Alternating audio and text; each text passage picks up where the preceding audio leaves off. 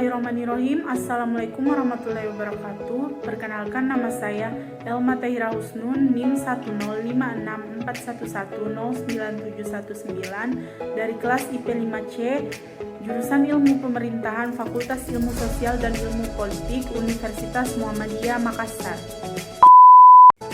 Untuk memenuhi salah satu tugas mata kuliah studi parlemen, maka dari itu saya membuat video mengenai resume buku mengelola partai politik, komunikasi, dan positioning ideologi politik di era reformasi yang ditulis oleh Profesor Firmansyah FHD.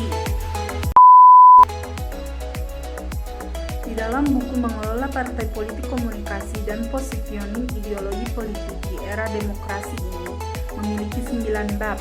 Yang pertama yaitu bab 1 tentang dunia politik kontemporer, yaitu membahas mengenai dunia politik yang selama ini dimonopoli para elit politik telah bergeser menjadi konsumsi publik. Hal ini ditujukan dengan semakin tingginya partisipasi politik masyarakat, media, dan LSM di banyak negara dalam kehidupan politik. Partisipasi politik tidak hanya terefleksikan dalam bentuk partisipan menyuarakan suara sewaktu pemilu, tetapi dalam semua usaha untuk mempengaruhi kebijakan publik, sehingga bentuk-bentuk partisipasi politik dapat berupa pengerahan massa, pemogokan demonstrasi jalanan, dan bentuk-bentuk protes lainnya. Masyarakat Indonesia berada dalam fase transisi masyarakat yang mencoba meninggalkan pengalaman kelam masa lalu untuk merubah menjadi lebih baik pengalaman hidup dalam periode represif Orde Baru, berusaha diperbaiki meskipun sampai saat ini harus diakui bahwa kita masih belum mampu menuntaskan semua persoalan yang diwarisi dari periode sebelumnya, belum lagi ditambah dengan persaingan tingkat regional maupun internasional.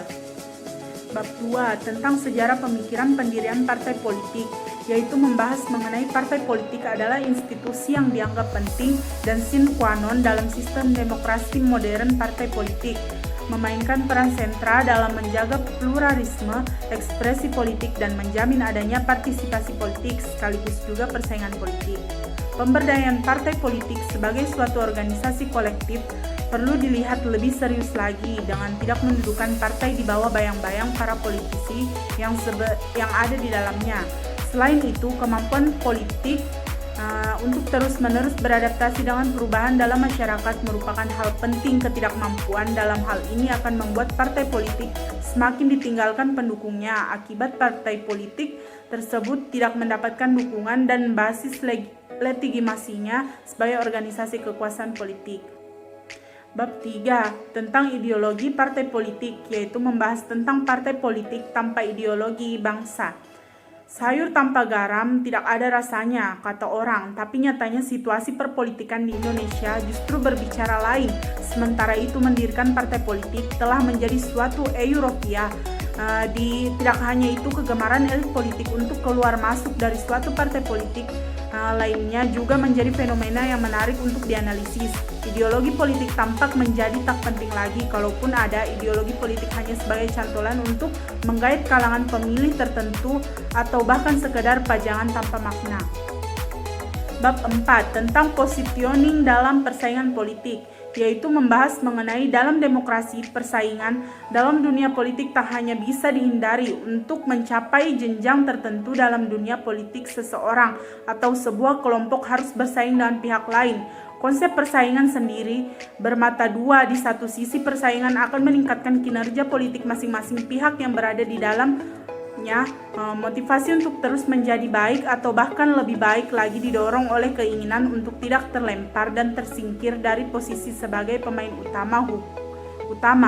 Hukum persaingan sangat jelas, yakni memberikan sesuatu yang dicari pihak pemenang persaingan dan menghukum pihak yang kalah, sehingga masing-masing pihak saling berlomba menjadi yang terunggul. Hanya persaingan yang mampu menawarkan sejumlah alternatif kepada masyarakatlah yang dapat bermanfaat bagi politisi maupun masyarakat. Bagi politisi, ketersediaan jumlah alternatif membuat mereka dapat saling belajar satu dengan yang lain.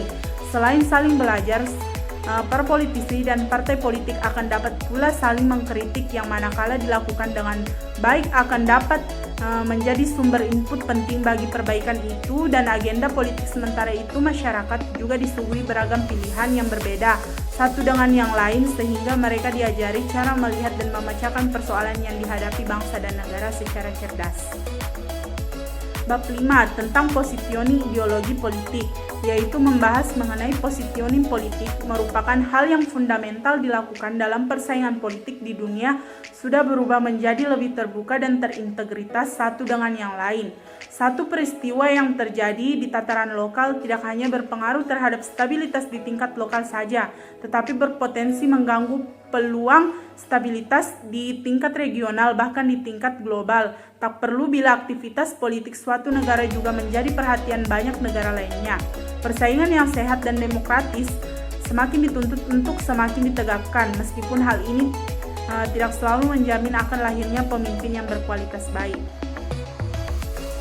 Bab 6 tentang strategi positioning politik, yaitu membahas mengenai strategi positioning politik merupakan hal penting yang harus dilakukan organisasi politik karena beberapa hal. Pertama, strategi positioning politik akan membantu memilih dalam menentukan siapa yang akan dipilih. Kejelasan positioning politik akan memudahkan pemilih dalam mengidentifikasi suatu partai politik sekaligus membedakan dengan organisasi politik lainnya.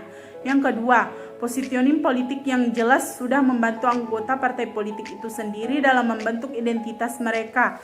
Penelitian dalam psikologi sosial menunjukkan bahwa singularitas karakteristik sangat membantu anggota suatu kelompok dalam membangun identitas mereka. Dengan demikian, kebijakan dan arah partai yang jelas dalam hal yang menyangkut karakteristik partainya niscaya akan membantu dan memudahkan para anggotanya. Ketiga, positioning yang jelas juga sudah akan membantu penyusunan strategi dalam approach mereka ke masyarakat. Keempat, positioning yang jelas juga akan membantu dalam mengarahkan jenis sumber daya politik yang dibutuhkan, namun bukan berarti bahwa positioning politik suatu partai akan membuat organisasinya bisa melakukan apa saja dalam pendekatannya ke masyarakat. Tetapi saja partai politik merupakan suatu entitas yang memiliki landasan ideologi tertentu yang sudah jelas. Bab 7 tentang peran litbang partai politik, yaitu membahas mengenai apa yang kita bayangkan ketika berbicara tentang litbang. Kesan yang diperoleh di Indonesia adalah tempat pembuangan bagi orang-orang yang dianggap tidak mampu atau mbalelo. Yang pasti, peran litbang singkatan dari penelitian dan pengembangan di dalam organisasi di Indonesia secara umum dianggap tidak penting. Memang ada perusahaan yang telah memanfaatkan divisi litbang dan optimal, tapi lebih banyak lagi yang menganggapnya tidak penting. Tampaknya hanya perusahaan-perusahaan raksasa yang telah mampu melihat pentingnya divisi ini. Padahal seharusnya divisi ini memiliki peran dan mampu memberikan kontribusi sangat penting bagi organisasi dalam dunia bisnis dewasa ini. Litbang berperan sangat penting dalam menjaga keberlangsungan dan keberhasilan perusahaan. Melalui divisi ini dilakukan aktivitas inovasi yang melahirkan produk-produk baru. Sementara itu, kita mengetahui bahwa melalui produk barulah perusahaan akan mendapatkan meningkatkan kualitas pelayanan produk dan jasa yang ditawarkannya. Bab 8 tentang komunikasi ideologi politik, yaitu membahas tentang seperti telah dibahas sebelumnya, ideologi adalah unsur utama dalam politik. Sebagai suatu yang utama, ideologi niscayanya bukan sekadar hiasan bibir atau pajangan bagi partai politik yang bersangkutan. Ideologi harus mengucapkan sesuatu yang diyakini, tapi diyakini saja tidak cukup. Ideologi perlu dikomunikasikan kepada masyarakat luas dan publik. Tanpa ini, sulit sekali membayangkan bahwa masyarakat akan dapat memahami sikap politik suatu partai politik. Membangun ideologi politik yang kuat niscaya sulit dilakukan tanpa adanya komunikasi politik. Komunikasi politik baik secara eksternal maupun internal berkontribusi pada kekuatan ideologi politik. Kekuatan ideologi politik tidak hanya diukur dari sisi internal, tetapi juga dari bagaimana masyarakat dan publik memahami posisi geologis suatu partai politik. Ketika masyarakat dan publik sangat memahami filosofi dasar dan sistem nilai melatar belakangi pendirian partai politik dan tujuan akhir yang ingin dicapai, dapat disimpulkan bahwa komunikasi dialogis sudah berjalan dengan baik. Namun ketika masyarakat dan publik tidak mengidentifikasi kejelasan posisi geologinya, berarti metode dan strategi komunikasi ideologinya perlu ditinjau ulang. Begitupun sebaliknya, ketika para politisi dan kader yang ada di dalam partai politik sangat paham tentang apa yang akan dilakukan dan tujuannya yang ingin dicapainya, secara organisasi dapat disimpulkan bahwa komunikasi ideologi internal sudah optimal.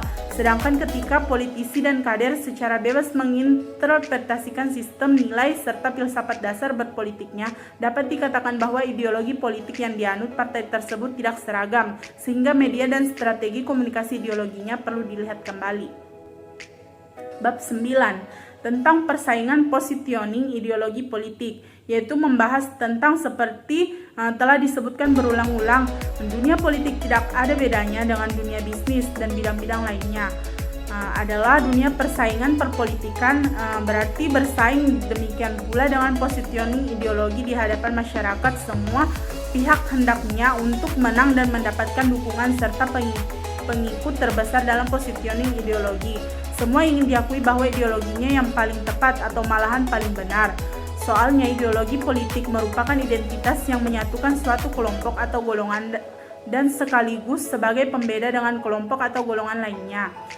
Masing-masing partai politik akan berusaha memperkuat identitasnya pula, baik yang kuat dan jelas, memudahkan pemilih dalam mengidentifikasi posisi partai politik di setiap persoalan yang dihadapi, menanamkan ke benak masyarakat bahwa ideologi suatu partai politik adalah ideologi terbaik, mampu memecahkan persoalan strategi, adalah tujuan utama dalam persaingan politik di masa mendatang.